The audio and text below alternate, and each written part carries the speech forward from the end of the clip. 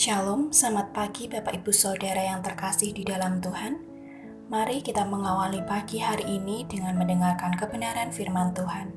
Namun sebelumnya kita akan berdoa terlebih dahulu. Mari kita bersatu di dalam doa. Selamat pagi Tuhan Yesus, terima kasih untuk kasih dan penyertaan-Mu di setiap kehidupan kami. Terima kasih untuk pagi yang indah yang boleh Engkau sediakan untuk kami.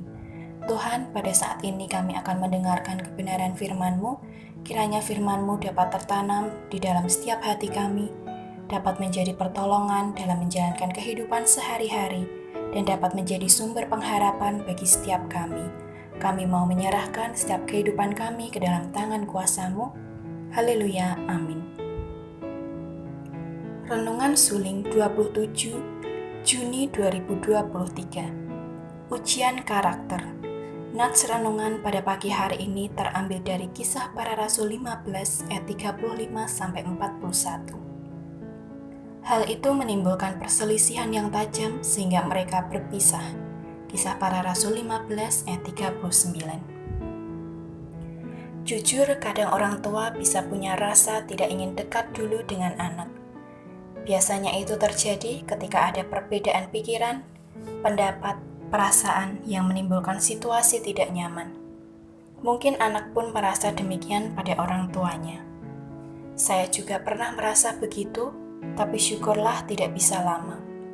Mengingat wajah manis anak saya ingin bisa duduk berdekatan, bahkan memeluk mereka lagi. Maka saya mengolah perasaan dan berpikir bagaimana baik mengatasi konflik yang terjadi. Sebab respon saya pada pertengkaran di antara kami juga akan secara sadar ataupun di bawah sadar sangat mungkin diteladani anak-anak saya. Saulus tadinya seseorang yang luar biasa keliru dan jahat karena tokoh penentang Yesus dan pengikutnya. Ketika ia dijumpai Yesus dan bertobat, orang pertama yang menerima dia bahkan menjadi mentor hidup dan pelayanannya adalah Barnabas. Kisah Para Rasul 9 ayat 27 dan 11 ayat 25. Hubungan mereka ajaib dan khusus. Juga banyak kenangan pelayanan suka duka dialami bersama. Tetapi tetap bisa ada konflik. Bahkan ditulis konflik yang tajam. Dalam nats di atas diuraikan singkat bahwa lantaran hal tersebut mereka pisah jalan.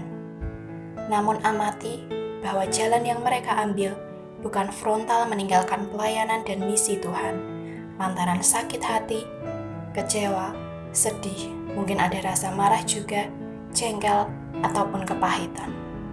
Mereka tetap menjalankan tugas dari Tuhan, tapi mengambil rute berbeda dahulu. Saya yakin Paulus dan Barnabas tidak serta-merta merasa damai dengan konflik itu.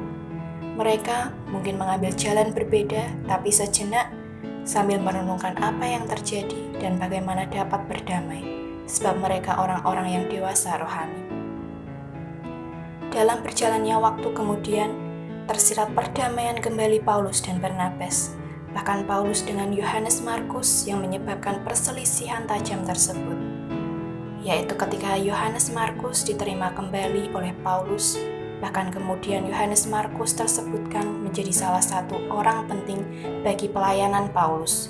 Kolose 4 ayat 10-11 dan 2 Timotius 4 ayat 11. Paulus dan Barnabas bisa punya hubungan istimewa, bisa berselisih jalan, namun mengolahnya dengan tetap di jalan Tuhan sampai bisa bersatu damai kembali.